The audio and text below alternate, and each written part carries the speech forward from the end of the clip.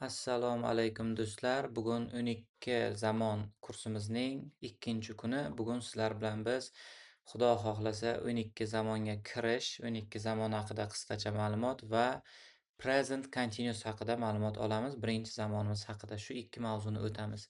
Demak, kelinglar birinchisidan boshlaydigan bo'lsak. Demak, bizda o'qituvchilarimiz har xilcha ma'lumot berishadi. Zamonlar xususiga kelganimizda ba'zi o'qituvchilar 12 zamon bor deb o'tishadi, ba'zilari 16 ta zamon bor deb o'tishadi. Kelinglar, aslida o'zi nechta zamon bor ekanligiga sizlarga e'tibor qaratamiz. Demak,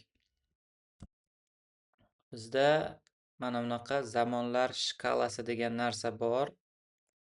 Demak, chizib olamiz. Ozgina vaqt oladi bizdan bu. Demak, kelinglar, zamonlar nechta? Man o'zbek tilidagidek ingliz tilida ham 3 ta asosiy zamon bor deb hisoblayman va haqiqatdan ham grammatik jihatlama qaraydigan bo'lsak, xuddi shunday, demak, 3 ta zamondan tashkil topgan.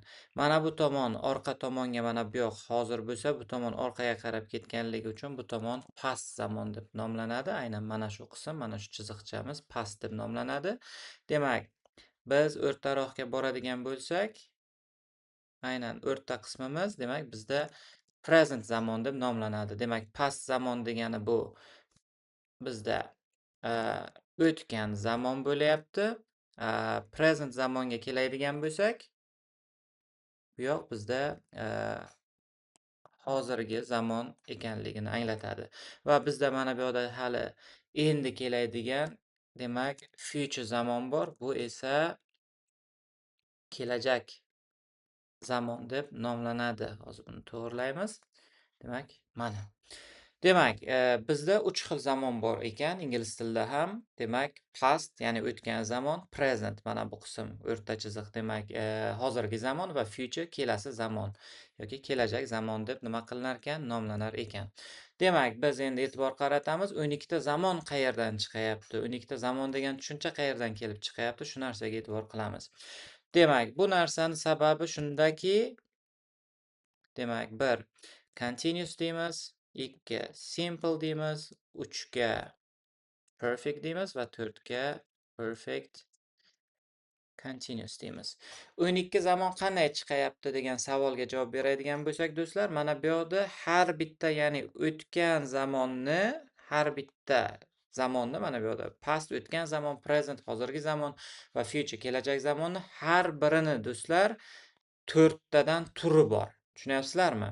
Masalan, past zamonni 4 ta turi bor. Past continuous zamoni bor, past simple bor, past perfect bor, past perfect continuous bor. Do'stlar, bu 4 talasi ham past, faqat biroz bir-biridan farq qiladi. O'zini alohida, demak, o'sha shakllari mavjud. Demak, ikkinchisi present zamonni ham xuddi shunday 4 ta turi bor, ya'ni present continuous, present simple, present perfect va present perfect continuous zamonlari. Shuningdek, future zamonga keladigan bo'lsak, bunda ham shunaqa 4 ta, demak, tur bor. Future continuous, future simple, future perfect va future perfect continuous. Shunda biz demak, mana bu 3 ta zamonni, mana bunga 4 taga ko'paytiradigan bo'lsak, 3 kara 4 bizda nechta zamon paydo bo'lyapti? 12 dona zamon paydo bo'layapti. Demak, bizda umumiy hisobda 12 ta asosiy ingliz tilida zamon bor ekan, yana 4 ta zamon bor bundan tashqari, 16 ta zamon, lekin u 4 tasi deyarli ishlatilmaydigan zamonlar va qisqa grammatik shakllarda ishlatiladi. O'sha uchun biz sizlar bilan asosan 12 ta zamonni ko'rib chiqamiz. Ya'ni mana shu har bitta zamonni 4 tadan turini ko'rib chiqamiz. Endi do'stlar, sizlarda keyingi savol tug'ilishi mumkin. O'zi bizga mana shu 12 ta zamonni shuncha vaqt sarflab o'rganishdan nima foyda degan savol tug'ilishi mumkin. Shu savollaringizga javob berib o'taman. Demak, 12 zamon bizga nima uchun kerak? Demak, qoidasini men buni yozdirtiraman. Bizga zamon nimaga kerak ekanligi haqida ma'lumot olamiz. Demak, ingliz tilida umumiy hisobda 12 dona zamon bor bo'lib, ularning maqsadi nima ekan? Ma'lum bir ish, harakatni qachon bajarilganligini ifodalash hisoblanadi. Lanadi. Do'stlar, ingliz tilida umumiy hisobda 12 dona zamon bor bo'lib, ya'ni mana 12 ta zamon bor deyapmiz. Ularning maqsadi, ya'ni biz mana shu 12 ta zamonni nima uchun kuyib pishib yod olishimiz kerak, o'rganishimiz kerak? Ularning maqsadi ish harakatni, ya'ni verb edi ish harakat, esinglarda bo'lsa, mana verb deymiz, ha? Qachon bajarilganligini ifodalash. Do'stlar, mana shu narsaga e'tibor qilamiz. Qachon bajarilganligini ifodalash hisoblanadi. Ya'ni men sizlarga misol aytaman. Demak, mana bu yerda man ovqatni yemoq degan gapni biz 12 zamonga qo'ysak, mana bu yerdagi 12 ta zamonga qo'yib chiqsak, biz ovqatni 12 xil vaqtda yeganimizni ifodalayotgan bo'lamiz. Masalan, oddiy misol, past simple da beradigan bo'lsak, ovqatni biz o'tmishda yeganligimiz ifodalanyapti. Masalan, present continuous da beradigan bo'lsak, ovqatni biz ayni damda, ya'ni hozir yeyotganligimizni ifodalayotgan bo'lamiz. Yoki bo'lmasam future simple da beradigan bo'lsak, ovqatni biz kelajakda yeyishimizni ifodalayotgan bo'lamiz. Demak, 12 zamonni o'rganishimizdan maqsad ish harakatni qachon bajarilganligi, e'tibor qilinglar, mana shu qachonga urg'u beryapmiz, qachon bajarilganligini ifodalash hisoblanadi. Demak, endi sal pastroqqa tushamiz. Har bitta zamon nimalardan tashkil topgan degan, demak, savollaringiz bor albatta. Shu narsaga ham to'xtalib o'tamiz. Demak, albatta 12 zamonni har birini o'ziga yarasha nimasi bor? Formulasi bor. Demak, 12 ta zamon bu 12 xil formula degani. Bu birinchi. Ya'ni bu tarkibiy qismlari do'stlar. Ya'ni har bitta zamonni nimadan tashkil topgan? Har bitta zamon formuladan tashkil topgan. Har bitta zamonni qoidasi bor. Ya'ni har bitta zamon o'zini qoidasiga ega. Demak, uchinchidan har bitta zamonni o'zbek tiliga beradigan tarjimasi bor. To'rtinchidan, masalan, o'zbek tiliga beradigan tarjimasi nima degani? Masalan, ba'zi bir zamon, deylik, present continuous ayapman tarjimasini beradi o'zbek tiliga. Deylik, future simple aman tarjimasini beradi, oddiy misol. Shunaqa o'zbek tiliga beradigan tarjimasi. Masalan, men maktabga boryapman, present continuous tarjimasi, men maktabga boraman, kelajakda, kelasi zamonni, demak, o'zbek tiliga beradigan tarjimasi, men maktabga bordim, masalan, demak, o'tmish past simple tarjimasi, shunaqa, demak, tarjimalarni beradi. 12 xil zamon 12 xil tarjima berar ekan o'zbek tiliga. Va to'rtinchisi, har bitta zamonni keywordslari bor, ya'ni keyword degani bizda, demak, nima ekan? Kalit so'zlari ekan. Biz har bitta zamonni mana shu 4 ta qismdan tashkil topgan narsasini birma-bir o'rganamiz, xudo xolasa. Demak, xulosalaydigan bo'lsak, 12 zamon mana shu narsalardan tashkil topgan. 12 zamon bor ekan bizda. Demak, har asosiy 3 ta zamon, har birini 4 tadan turi bor ekan. Demak, qoidasi, maqsadi, demak, 12 ta zamonni ish harakati qachon bajarilganligini ifodalash ekan va har bitta zamonni tarkibi do'stlar mana shu 4 ta narsadan tashkil topgan bo'lar ekan. Demak, bugun sizlar bilan ikkita grammatik shakl o'tishimiz kerak. Demak, men sizlarga shuni ochib bir eslatib o'tmoqchiman. Mana 12 ta zamon bilan tanishtiruv qismi ketdi. Endi sizlar bilan present continuous zamonni boshlashimiz kerak bo'ladi. Ya'ni, xudo xolasa, hozir endi sizlar bilan birinchi zamonimiz, ikkinchi betni ochamiz. Yangi betdan yangi sahifa ochib, demak, ikkinchi bugun o'tilishi kerak bo'lgan ikkinchi grammatik shaklimizni ko'rib chiqamiz. Demak, present continuous tense. Tense degan tarjimasi do'stlar, zamon degan tarjimani beradi. Bu bugun birinchi zamonni o'tyapmiz. 12 ta zamon bor dedik. Shuni birinchisini nasib qilsa mana bugun o'tyapmiz. Demak, present degani hozirgi, continuous degani davomiy, tense degani zamon. Buni o'zbek tiliga nima tarjimasini beradi desalar, o'zbek tiliga ayapman, agar adabiy bo'lsalaringiz, amoq daman tarjimasini beradi. Ayapman do'stlar, bu men ko'rinishida. Men ayapman, masalan, men ovqat yeyapman. Agar u bo'lsa, ayapti bo'ladi. Biz bo'lsa, ayapmiz bo'ladi. Ular bo'lsa, ayaptilar degan tarjimani beradi. Shu narsaga e'tibor qilinglar, bu faqat manga moslangan shakllarini beraman. O'zlariz u yog'ini moslashtirib ketaverasizlar. Demak, hozirgi davomiy zamon ekan. Demak, qilamiz xat boshidan formulasiga o'tamiz. Demak, formulasi subject birinchi keladi. Subject degani eslaringizda bo'lsa ish harakati bajaruvchisi, am, is, are, verb, ing. Plus shaklda do'stlar, e'tibor qaratamiz. Birinchi ish harakati bajaruvchisi, ya'ni kim bajaryapti ish harakatni, o'sha odamni berasizlar. Undan keyin subjektga moslab am, is, are dan birini berasizlar. Men o'tgan darsda sizlarga qachon am, qachon is, qachon are ishlatilishini tushuntirib berdim va undan keyin fe'l qo'yasizlar. Fe'l. Tushunyapsizlar, a? Fe'l va fe'lni ustiga ing qo'shasizlar. Mana bu verb qisqartmasini o'tdik, fe'l deb ustiga ing qo'shiladi. Pilush shakli, ya'ni darak shakli edi bu. Inkor shakliga o'tamiz. Inkor shaklida do'stlar not qo'shiladi. Bu not inkorlik belgisi hisoblanadi ingliz tilida, ya'ni subject, am, is, are, not. Ya'ni tepadagidan farqi bitta not qo'shilyapti. So'roq shakliga to'xtaladigan bo'lsak, so'roq shaklida do'stlar yordamchi fe'l degan narsa bor ingliz tilida. Mana shu so'roq shaklida doimo yordamchi fe'l oldakka o'tadi. Yordamchi fe'l demak mana shu bu holatda emizar bo'lyapti. 12 ta zamonni hammasida yordamchi fe'li bor. Qanday qilib biz yordamchi fe'lni aniqlashimiz mumkin? Yordamchi fe'l o'sha so'roq formulasiga qaraysizlar, oldakka nima chiqayotgan bo'lsa, o'sha yordamchi fe'l hisoblanadi. Bu holatda emizar oldakka chiqyapti, bu yordamchi fe'l. Yordamchi fe'lda hech qanaqa ma'no bo'lmaydi do'stlar. Shu narsani ham e'tiborga olinglar. Ya'ni buni ma'nosi nolga teng. Hech qanaqa ma'no yo'q. Bu bo'sh narsa bu. Ma'nosi yo'q. Sizlar endi demak mana shu formulada gap tussalaringiz, aynan mana shu formulada gap tussalaringiz o'zbek tiliga mana shu formulada tuzilgan gaplaringiz ayapman, amoqdaman tarjimasini beradi. Sizlarga agar ayapman, amoqdaman degan qo'shimchali gap kerak bo'lsa, shu formulada berasizlar, demak, masalamiz hal. Hech qanaqa qiyin joyi yo'q. Mana shu formula tag tugi bilan ayapman tarjimasini o'zbek tiliga berar ekan. Shu narsani yodda tutinglar. Demak, biz hozir 4 ta tarkibi, demak, har bitta zamonning tarkibida 4 xil narsa bor edi. Mana tepada eslatib o'taman. Formulasi bor edi. Formulasini berdim hozir. O'zbek tiliga beradigan tarjimasi ayapman, amoqdaman ekan. Endi sizlar bilan nimasi qolyapti?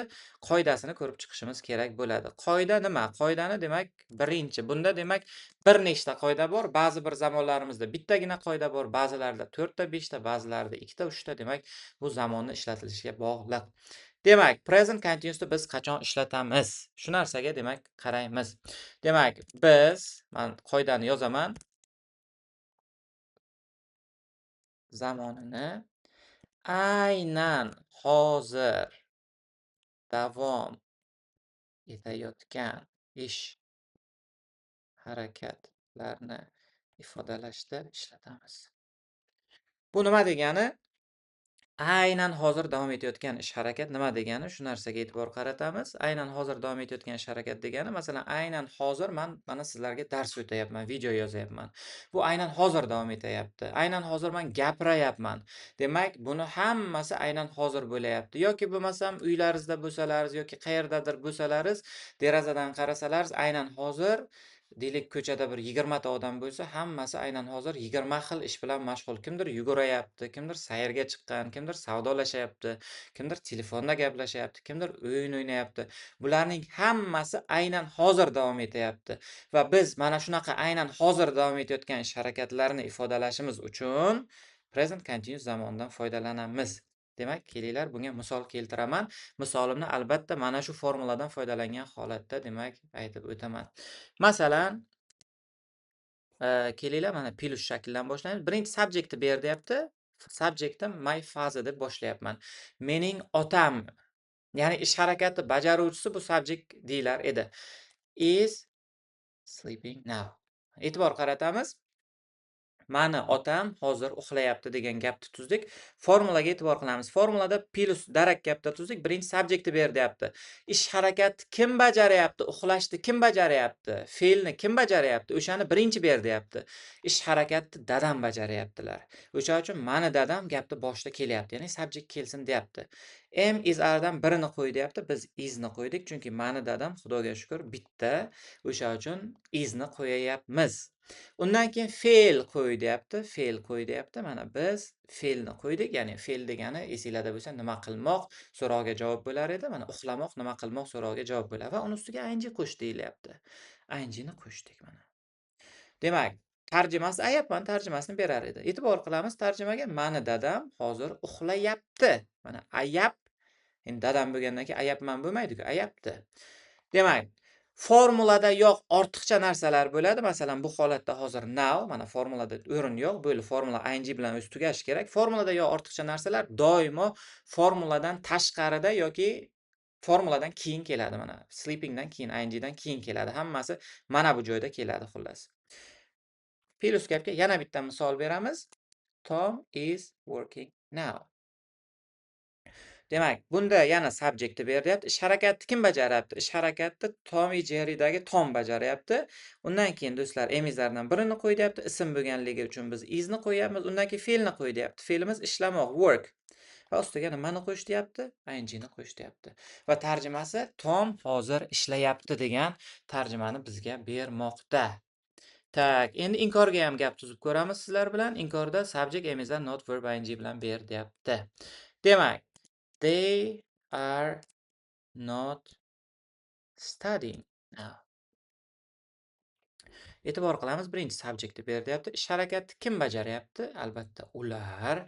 Subject. Undan keyin emizlar biz are ni qo'yamiz, chunki they ga are deb o'tgan darsda o'tgan edim. Undan keyin not ni qo'y deyapti. Mana not qo'ydik. Undan keyin fe'l ber deyapti. Bizda fe'limiz study o'rganmoq, o'qimoq va ustiga ing qo'yish deyapti. Mana biz ing ni qo'shayapmiz.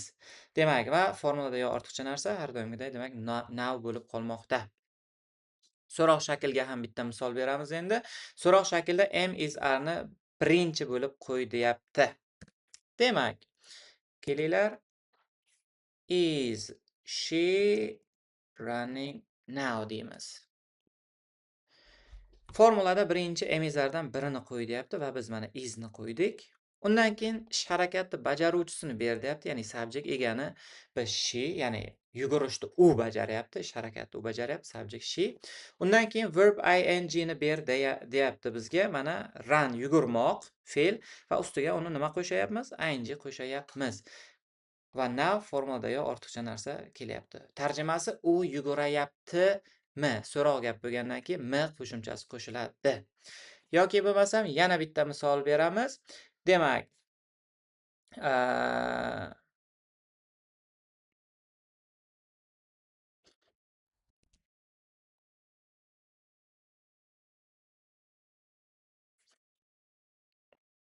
do'stlar, mana yana bitta misol berdik. So'roq formulaga berdik. Demak, emizlarni birinchi qo'y dedi. Mana is qo'ydik. Nima uchun biz is qo'yamiz? Chunki subject mana he turibdi. He ga is qo'yilar edi. Emizlarni qo'ydik. Mana keyin subjectni ber deyapti. Ish harakati bajaruvchisi kim? He, ya'ni u sayohat qilyapti. Undan keyin fe'l ber deyapti. Fe'limiz sayohat qilmoq, nima bo'lmoq so'rog'iga mana fe'l nima bo'lmoq, nima qilmoq. Sayohat qilmoq va uni ustiga ing qo'yish deyapti. Mana ing qo'shdik. Formulada yo'q ortiqcha narsa bizada Yevropada va hozir bo'lyapti. Mana formuladan tashqariga qo'yayapmiz. Ya'ni u hozir Yevropada sayohat qilayaptimi degan tarjima berilmoqda. Demak, birinchi qoidani tushundingizlar degan umiddaman do'stlar. Demak, birinchi qoidasi aynan hozir mana bularning hammasi aynan hozir bo'lyapti. Aynan hozirgi damda bo'lyapti. Demak, ikkinchi qoidaga o'tamiz. Demak, ikkinchi qoidamiz nima? Demak, biz shuningdek, do'stlar, men 2 bilan 3 ni bitta qilib yuboraman. Ikkinchi va uchinchi qoidani bitta qilib yuboraman. Shuni ham hisobga olinglar. Demak, o'sha uchun bunday qilamiz. 2 emas, 2-3 qo'yamiz. Ikkinchi va uchinchi qoidalar. Biz shuningdek present continuous zamonini, demak, hozirda o'zgarib borayotgan ish harakatlarni, bu ikkinchi qoidamiz, ya'ni hozirda o'zgarib borayotgan ish harakatlarni hamda vaqti bilan bajarilib turilgan ish harakatlarni, demak, vaqti bilan bajarilib turilgan ish harakatlarni ifodalashda ham ishlatamiz. E'tibor qaratamiz do'stlar, bu yoqda ikkita qoidasi ketyapti. Hozirda o'zgarib borayotgan ish harakat bu ikkinchi qoidamiz.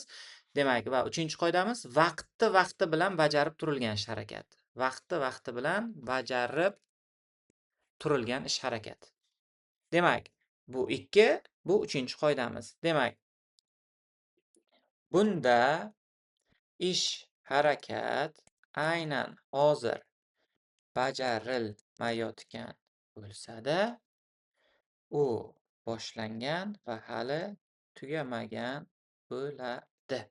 Mana shu joyga e'tibor qilamiz. O'zgarib borayotgan ish-harakatlar va vaqti-vaqti bilan bajarib turilgan ish-harakatlarni sizlarga demak tushuntirib beraman. Demak, kelinglar birinchi demak o'zgarib borayotgan ish-harakatlar haqida gapiradigan bo'lsak. Hozirgi kunda o'zgarib borayotgan ish-harakatlar nima do'stlar? Masalan, hozirgi kunda havo isib borayapti, to'g'rimi? Yoki bo'lmasam narxlar qimmatlashib borayapti, arzonlashib borayapti, to'g'rimi? Deylik, sizlarning ingliz tillaringiz yaxshilanib borayapti. Ya'ni ayni damda o'zgarib borayotgan ish-harakat hisoblanadi. Bunda e'tibor qilamiz, mana bu 2 bilan 3-qoidaga tegishli narsa bu. Bunda ish-harakat aynan hozir qilinmayotgan bo'lsa-da, aynan hozir qilmayapsizlar o'sha harakatni, lekin u boshlangan va hali tugamagan bo'ladi deyilmoqda. Bir narsa, bitta narsaga e'tibor qilamiz, zamonni nomiga e'tibor qilamiz. Present continuous zamoni, hozirgi davomiy zamon bizda. Bir narsa boshlanib, tasavvur qiling, bir narsani qilishni sizlar boshlagansizlar va hali tugatganlaringiz yo'q. Demak, u nima bo'lyapti? Demak, u davom etyapti hali. Tushunyapsizlarmi? Demak, bir narsa boshlanib hali tugamagan bo'lsa, demak u davom etayotgan bo'ladi. Davomiy ish harakatlar uchun esa biz aynan present continuous zamonni ishlatamiz, chunki nomi ham mana hozirgi davomiy zamon deb turibdi. Endi misollar beramiz. Men mana 2-qoidaga misol beraman. Demak, 2-qoidaga misol beramiz. Demak, hozirda o'zgarib borayotgan ish harakati. Deylik, my English is getting better. Tak, e'tibor qilamiz. Plus gapda beryapmiz. Mana plus gapda birinchi navbatda o'sha subjectni berish kerak. Mani ingliz tilim nima yaxshilanyapti? Ya'ni subject nima gapni egasi? Mani ingliz tilim yaxshilanyapti. Mani ingliz tilim yaxshilanib bormoqda. Keyin yana bitta narsa, demak, kalit so'zi bu 2 va 3-qoidani nowadays va these days ikkalasini ham tarjimasi. Demak, shu kunlarda degan tarjimani beradi. Mana qo'shib qo'yamiz. Shu kunlarda mani ingliz tilim yaxshilanib borayapti. Bu o'zgarib borayotgan ish harakat, ya'ni o'zgarib borayotgan ish harakat degani kundan kunga yaxshilanib, o'zgarib borayapti. To'g'ri, ish harakat aynan hozir qilinmayapti, lekin o'sha o'zgarib borayapti va ya'ni ish harakatimiz bajarilishi boshlangan va hali tugamagan bo'layapti. Kelinglar, bunga yana ham aniqroq misol beraman sizlarga. Demak, the weather is becoming warmer. This mana kal so'zini ham qo'yamiz. This deydi. Demak, ob-havo iliqlashib borayapti. Demak, aynan hozir iliqlashib borayotgani yo'q, lekin iliqlashda boshlagan, hali iliqlashda tugagani yo'q, demak, iliqlashda davom etyapti, isishda davom etyapti ob-havo. Demak, hali tugagani yo'q, to'g'rimi? Isishda. Hali yana ham demak, mana hozir yoz oyida demak biz videoni olyapmiz. Hali yanada havolar yanada isishda, endi hali boshladi. Mana demak, iyun oyi endi kirib kelyapti. Demak, yanada hali isiydi. Demak, o'zgarib borayotgan ish harakat bu. Tushunyapsizlar-a? Ya'ni kundan kunga o'zgarib boryapti ob-havo, ya'ni isib boryapti. Yoki bo'lmasam the prices degani narxlar are getting expensive nowadays. Shu kunlarda narxlar qimmatlashib borayapti. O'zgarib borayotgan ish harakati, ya'ni kundan kunga narx qimmatlashib borayapti. Demak, mana sizlarga demak 3 ta misol berdik o'zgarib borayotgan ish harakatlarni ifodalash uchun. Endi sizlarga 3-qoida uchun ham misol beramiz. Demak, 3-qoidamiz demak bizda vaqti bilan bajarib turilgan ish harakat. Vaqti bilan bajarib turilgan ish harakat ga misol beramiz. Qani, nima ekan bu? Sal teparoq ko'taramiz o'sha qismi ochilishi uchun. Demak, masalan, I am reading shaytanat this. E'tibor qaratamiz. Men aytayapman, mana I degani men degani. Men shu kunlarda shaytanatni o'qiyapman. E'tibor qilinglar, vaqti bilan o'qib turibman. Aynan hozir o'qiyapmanmi? Mana hozir qo'limda shaytanat bormi? Aynan hozir men masalan dars berayapman. Lekin mana shu uchun qoidada mana bu narsani qo'shib o'tyapmiz. Men shaytanatni o'qishni boshlaganman. Mana aynan hozir davom etmayapti. Lekin men o'qishni boshlaganman va hali o'qishni tugatganim yo'q. Masalan, bir 30-betigami, 40-betigami deylik, 100-betigami kelganman. O'qishni boshlaganman, hali demak tugatganim yo'q. Demak, davom etyapti ish harakat. Men hali ham o'qiyapman, lekin aynan hozir emas. O'sha uchun ham bu vaqti bilan bajarib turilgan ish harakat. Bugun o'qiyman 10-20 betini, ertaga o'qiyman yana bir 20 betni, indin yana o'qiyman 20 betni.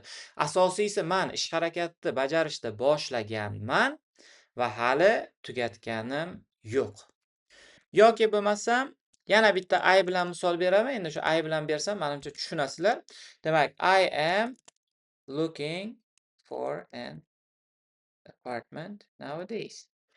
Man look for degani qidirmoq degani do'stlar. Men shu kunlarda kvartira qidirayapman. Qaranglar, hozir qayerda o'tiribman? Men uyimda o'tiribman. Men ko'chalarda kvartira izlab yurganim yo'q. Internetda deylik, yangiliklardan, yangilik debman, e'lonlardan kvartira izlayotganim yo'q. Men uyda o'tirib dars o'tyapman hozir, video dars olyapman. Lekin qaranglar, gapga e'tibor qilamiz. Men shu kunlarda kvartira izlayapman. Demak, men kvartira izlashni boshlaganman. To'g'rimi? Hali topganim yo'q, ya'ni hali kvartira demak izlashni tugatganim yo'q. Demak, bir ish harakatni men boshlab hali tugatmagan bo'lsam, demak u hali davom etayapti. Qoida demak 2 va 3 qoidalar mana shu narsalardan tashkil topgan.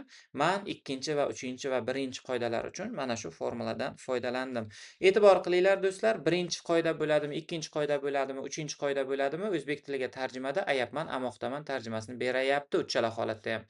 Masalan, mana 1-qoidadan misol keltiramiz. Tom hozir ishlayapti. Meni ingliz tilim hozirgi kunda yaxshilanayapti. Yoki men shu kunlarda shaytanatni o'qiyapman. Hammasida ayap tarjimasida kelayapti, do'stlar. Demak, present continuous zamonimiz mana shu 3 ta qoidadan tashkil topgan edi va biz mana shu uchalasini ham ko'rib chiqdik. Demak, bu faylni men sizlarga tashlab qo'yaman. Demak, o'rganishinglar uchun kelinglar. Endi bizda oxirgi qism qoldi, keywords. Ya'ni kalit so'zlar. Do'stlar, o'qituvchilar hammasi har xil nomlaydi kalit so'z degan narsani. Va kalit so'z o'zi sal g'alatiroq so'z ham, menimcha, kalit nimadir eshikni ochadigan kalitmi deb odam bir savol berib qoladi. Buni 3 xil nomi bor. Signal words deydi ba'zi o'qituvchilar va time expressions deyiladi. Bunda 2 ta s bo'ladi. Time expressions. Demak, kalit so'zlarni 3 xil nomi bor ekan va menga qaysi biri yoqadi va nima uchun tushuntirib beraman. Demak, bu uchun yangi sahifa ochaylik, chunki sig'mas ekan tepaga. Shu present continuous kalit so'zlari. Demak, kalit so'z signal words degani belgi so'zlari va menga eng yoqadigan nomlanishi time expressions, ya'ni vaqt so'zlari. Chunki kalit so'zlari do'stlar har doim vaqtni ifodalovchi so'zlar hisoblanadi. Bizga demak kalit so'zlar nima uchun kerak va kalit so'zlarning qoidasini qanday o'zi kalit so'z degan narsa qanday paydo bo'lganligi haqida sizlarga ma'lumot berib o'taman. Chunki inglizlarni o'zidan borib so'rasalaringiz kalit so'z nima deb, deylik, present continuous kalit so'zni bilasanmi desak, ular bilmaydi. Hattoki kalit so'z nima ekanligini ham tushunishmasa kerak katta ehtimol bilan. Kelinglar, kalit so'zlar o'zi qanday paydo bo'lgan, nima uchun kerak bizga, shu narsalarga to'xtalib o'tamiz. Demak, maqsadidan boshlaymiz. Qoidasi bu kalit so'zlarni. Demak, ingliz tilidagi kalit so'zlarning demak, maqsadi, ya'ni biz hamma narsadan maqsad qidirishga harakat qilyapmiz. Ish harakatning bajarilgan paytini ifodalash hisoblanadi.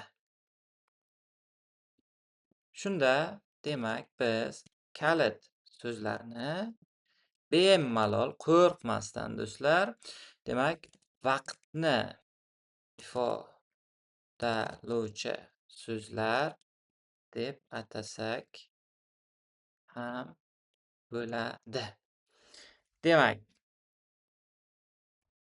shu joyini tushuntirib beraman, qaranglar. Bekorga menga mana bu ma'nosi yoqadi deganim yo'q, ya'ni time expressions degani vaqt so'zlari degan tarjimani beradi. Ingliz tilida kalit so'zlarning maqsadi ish harakati bajarilgan paytini ifodalash hisoblanadi. Paytini. Demak, biz kalit so'zlarni bemalol vaqtni ifodalovchi so'zlar deb atasak ham bo'ladi. Bu nima degani? Masalan, present continuous'da biz bir nechta kal so'zlarni ko'rdik. Mana bu yerda masalan nowadays, these days birinchi qoidada mana teparoq chiqadigan bo'lsak, birinchi qoidada now kal so'zini ko'rdik. Now degani hozir degani. Qaranglar, vaqtni ifodalayapti-da, qachon so'roviga javob bo'ladi. Shu kunlarda vaqtni ifodalayapti. Demak, shunda bunday deylik. Demak, kalit so'zlar doimo qachon so'rog'iga javob bo'lishi shart. Menimcha tushundingizlar degan umiddaman. Masalan, now hozir, qachon? Shu kunlarda, qachon? Demak, qoidani tushundingizlar degan umiddaman. Demak, kalit so'zlar o'zi qanday paydo bo'lgan savoliga endi javob beraman. Demak, kalit demak, shuningdek, har bir zamonning kalit so'zlari, ya'ni 12 ta zamon bor dedik. O'sha 12 ta zamonni, demak, har bitta zamonni o'sha kalit so'zi qanday paydo bo'lgan? O'sha zamonning demak, ishlatilish qoidasidan kelib chiqadi yoki nima qiladi? Paydo bo'ladi. O'sha zamonni ishlatilish qoidasidan paydo bo'ladi.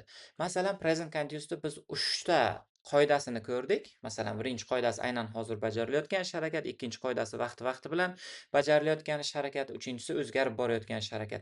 Mana shu qoidadan paydo bo'ladi kalit so'z. Hozir quyida demak, kalit so'zlarni men sizlarga demak o'sha yozdirib chiqaman. Demak, kelinglar ko'ramiz qanday paydo bo'lar ekan. Tagma-tag qilib ko'chira olasizlar sizlar ham, chunki tarjimasi uchun nima kerak? Bizga joy kerak. At the moment, at present, demak, currently, demak, for the time being, these days, nowadays, demak, today, still, look, menimcha bunday qilishim kerak. Hamma kal so'zlar ko'rinish uchun look yoki listen. Tak, men buni bunday deb tushuntiraman. Buyruq gaplar hozir bunga to'xtalib o'tamiz. Demak, biz deyarli o'sha menimcha hamma kal so'zlarni yozib chiqdik. Bizda mana sanasak taxminan 10 tachaday present continuous kal so'zi bor. Demak, qarab o'tamiz. Nowdan boshlab to mana shu yoqgacha for the time being gacha tarjimasi hammasi bir xil, hozir degan tarjimani beradi. Tarjimasi nima ekan? Mana shularning hammasini hozir degan tarjimani beradi. Now, right now, at the moment, at present, currently, for the time being. Hammasini tarjimasi hozir degan tarjimani beradi. Endi e'tibor qilinglar do'stlar. Present continuous birinchi qoidasiga e'tibor qilamiz. Ya'ni har bir zamonni kalit so'zi o'sha zamonni ishlatilish qoidasidan kelib chiqadi degan gapni aytdik. Present continuous birinchi qoidasi ish harakat aynan hozir bajarilayotganligini ifodalaydi. E'tibor qilamiz. Present continuous kalit so'zlari mana shu yoqgacha hammasi hozir degan tarjimani beryapti. Aynan hozir bajarilayotgan ish harakatni biz hozir degan so'z bilan ifodalamasak, nima bilan yana ifodalashimiz mumkin? O'ylab ko'ringlar. Ikkinchi, uchinchi qoidalariga o'tamiz. Ikkinchi, uchinchi qoidalari vaqti bilan o'zgarib borayotgan ish harakatlar. These days, nowadays boya tarjimasini sizlar bilan ko'rdik. Shu ikkalasining ham tarjimasi bir xil. Demak, nima ekan? Shu kunlarda degan tarjimani beradi bizga ikkalasi ham. Endi o'zgarib borayotgan, ya'ni 2-3 qoidani kalit so'zi hisoblanadi. Bu o'zgarib borayotgan va vaqti bilan bajarilayotgan ish harakatni bir o'ylab ko'ringlar. Shu kunlarda so'zi bilan ifodalamasak, yana qanaqa so'z bilan ifodalash mumkin? Demak, today bugun, ya'ni bugungi kunda demak, bu ham o'sha shu kunlarda, hozirgi kunda demak, bo'layotgan ish harakat, bu ham o'sha bugungi kunda tarjimasini beradi. Bugungi kunda bu ham o'zgarib borayotgan, ya'ni 2-3 qoidani demak kalit so'zi hisoblanadi. O'zgarib borayotgan va vaqti bilan sodir bo'layotgan ish harakat. Demak, still ga qaraydigan bo'lsak, still degani hali ham. Do'stlar, hali ham ish harakat davom etyapti. Masalan, she is still sleeping. Misol beraman, she is still sleeping. Mana biz mana bu yoqqa still kalit so'zini qo'ydik. u hali ham uxlayapti. Bu gapimizda biz ish harakat hali ham davom etayotganligini ifodalayapmiz. Va keyingisiga qaraymiz. Look va listen, ya'ni buyruq gaplar ham bitta look bilan listen emas, barcha jamiki buyruq gaplar ham demak present continuous kalit so'zi hisoblanadi. Chunki biz look degani qara degani buyruq beryapti. Listen degani eshit degan. Bir narsani biza qara, eshit deganimizdan keyin demak o'sha ish harakat aynan hozir davom etyapti. Masalan, listen, eshit deyapmiz. The baby is crying. Bola yig'layapti. Qachon yig'layapti? Aynan hozir yig'layapti. Biz aytmaymiz-ku, eshit, 2 soat oldin bola yig'ladi demaymiz-ku. Demak, eshit deyapmiz, ya'ni ha, qani deb eshitamiz shu vaqt. Demak, bola aynan hozir yig'layotganligi ifodalanyapti bu gapimizda. Demak, biz zamonimizda 4 ta qismi bor edi. Ya'ni mana bu yerda aytib o'tgan formulasini ko'rib chiqdik, qoidasini ko'rdik, o'zbek tiliga beradigan tarjimasi ayapman, amoqdaman ekan ko'rdik, kalit so'zlarini aytdik va har bitta kalit so'zni qanday paydo bo'lish qoidasini ham aytdik. Umid qilamanki, present continuous zamoni haqida demak sizlar yetarlicha ma'lumot oldingizlar degan niyatdaman.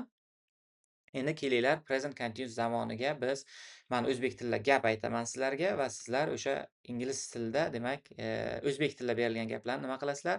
Tarjima qilasizlar. Ko'p gap bermayman. Demak, taxminan biz bu uchun kelinglar mana buni nima qilamiz? Kopiya qilib olamiz bu yoqqa formulani sizlarga osonroq bo'lishi uchun, lekin formulani yod olishinglar shart. Hozir endi darsdan o'tganimizdan birdaniga men gap tuzdirayotganligim uchun demak o'sha uchun bu yoqqa formulani qistirib qo'ydim. Ko'ramiz qanchalik darajada tushunibsizlar ekan. Demak, kelinglar o'zbek tilida men gap beraman, iloji boricha osonroq va o'sha fe'llarni tarjimasi bilan gap beraman. Plus minus so'roq shakllarida o'zbek tilida bir 4-5 ta gap tuzamiz. Men o'zbek tilidagisini yozaman, sizlar harakat qilinglar uni ingliz tilidagisini tuzishga. Demak, birinchi gapimiz bizda nima bo'ladi? Birinchi gapimiz demak Anna maktabga borayapti hozir degan gapni tuzamiz. Bu birinchi gapimiz. Shundoqqina tagidan demak tuzasizlar. Ikkinchi gapimizni endi tuzamiz. E'tibor qilinglar, bu gapimiz mana birinchi gap berdim. Plus gapmi, minus gapmi, so'roq gapmi? So'roq gapda oxirida albatta so'roq bo'ladi. Inkor gapda not ma tarjimasini beryapti. Bu yerda borayapti deyapmiz. Demak, ish harakat plus shaklda. Agar bormayapti deganimizda edi, bunda tuzar edik. Agar borayaptimi deganimizda mana bu shaklda tuzgan bo'lar edik. Men har bitta shaklga ikkitadan misol berishga harakat qilaman. Demak, keyingi gapimiz demak, ular hozir kompyuter o'ynashayapti. Kompyuter ingliz tilida ham kompyuter bo'ladi. Men notanish so'zlarni beraman. O'ynamoq play, kompyuter bo'ladi. Demak, kerakli joyga o'zlaringiz qo'yib olasizlar, tuslab olasizlar. Demak, uchinchi gapga o'tamiz. Uchinchi gapimiz demak deylik. Tak, Anna deyavermaylik.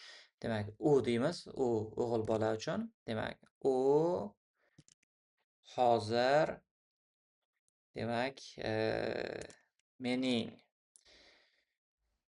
telefonimni ishlatmayapti degan gapni tuzamiz. Demak, to'rtinchi gapimiz, demak, bu yerda bilmaydigan so'zlarimizdan use ishlatmoq so'zi notanish bo'lishi mumkin. Telefon fon bo'ladi.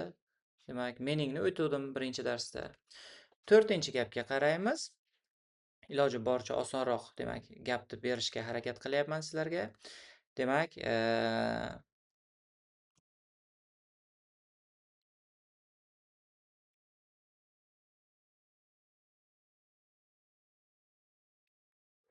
rasm chizmayapti hozir. E'tibor qilamiz. Demak, rasm deylik, chizmoq so'zidan boshlaylik. Chizmoq draw tarjimasini beradi. Demak, rasm deylik o'sha picture bilan beramiz. beshinchi gapni beramiz. Demak, sizlar bilan a, ular hozir xonani bo'yashayaptimi? Bo'yamoq paint, xona room degan tarjimani beradi. Buni ham tuzib ko'ramiz. Va oxirgi gapimiz, 6-chi gapimiz, demak,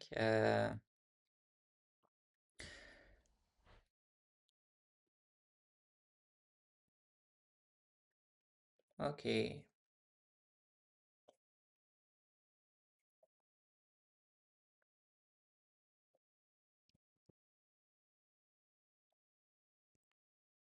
Uyimizga tashrif buyurayaptimi? Tashrif buyurmoq do'stlar, visit tarjimasini beradi. Demak, bizning uy, demak, uyni bilsalaringiz kerak, katta ehtimol bilan home bo'ladi. Bizningni o'tgan darsda o'tib bergan edim. Endi demak, bizda 6 ta gap. Kelinglar, bu 6 ta gapni sizlarga tushuntirib beraman har birini. Qanday ishlatiladi, nima qilinadi, to'liq ma'lumot berib o'tamiz.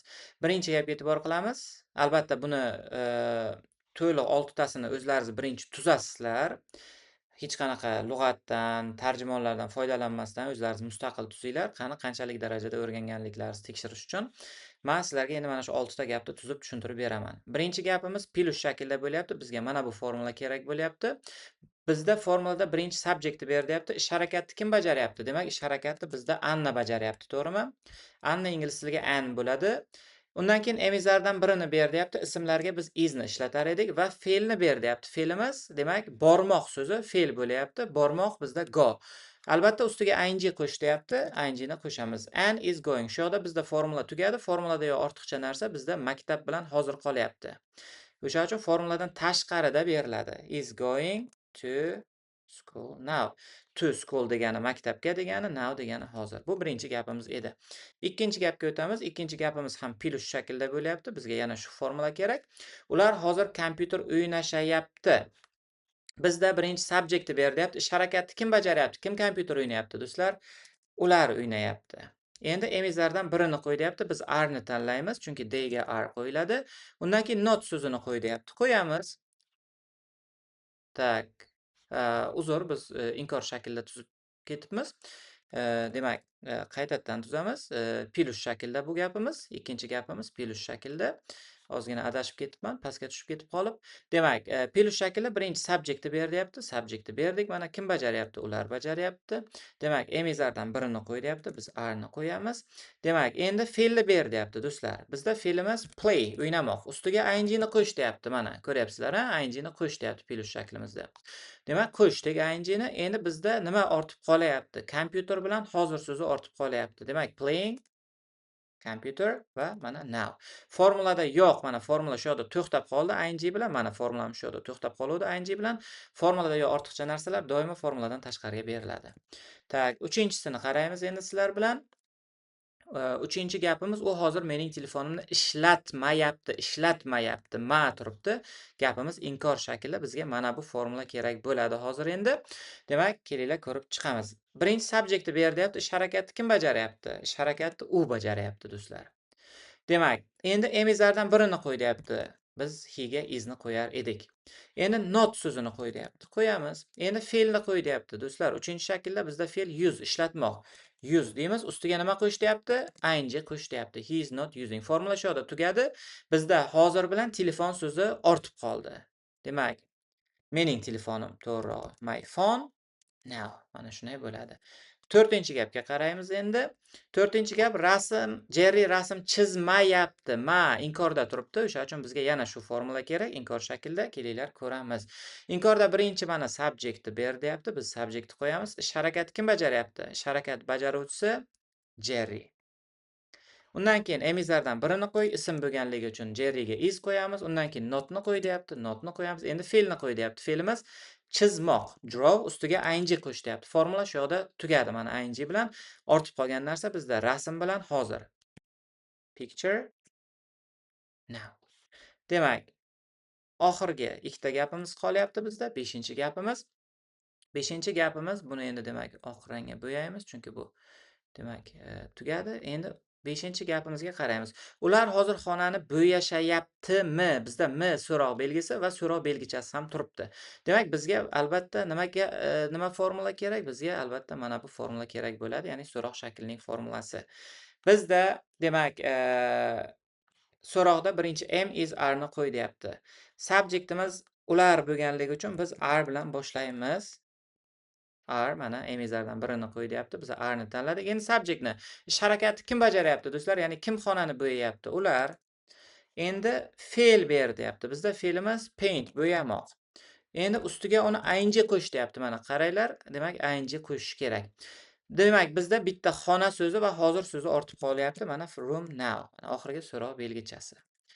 6-chi gapimizga qaraymiz. 6-chi gapimizda ham m turibdi va so'roq belgisi turibdi. Ya'ni hozir Tom bizning uyimizga tashrif buyurayaptimi? So'roqda birinchi emizarni birinchi qo'yish kerak. Demak, Tom bo'lganligi uchun, ism bo'lganligi uchun biz is ni tanlaymiz. Endi subjectni ber deyapti. Ish harakatni kim bajaryapti? Egamiz Tom. Endi verbni ber deyapti. Verb tashrif buyurmoq, visit. Ustiga nima qo'yish kerak? Albatta ing qo'shishimiz kerak. Is Tom visiting? Endi bizga demak formula shu yerda tugadi. Bizda bizning uyimizga hozir so'zi qolyapti. Bizning degani our, home degani uy, demak now. Mana do'stlar, biz sizlar bilan mana shunday qilib 6 ta gap ingliz tilida aynan present continuous zamoniga tuzdik, tahlil qilib berdik. Umid qilamanki, mavzuni to'liq tushundingizlar degan niyatdaman. Demak, yaxshilab buni demak o'zlashtirib olishinglar kerak bo'ladi. Men buni demak varoqchasini ham guruhga tashlab qo'yaman. Salomat bo'linglar, keyingi darsgacha ko'rishguncha.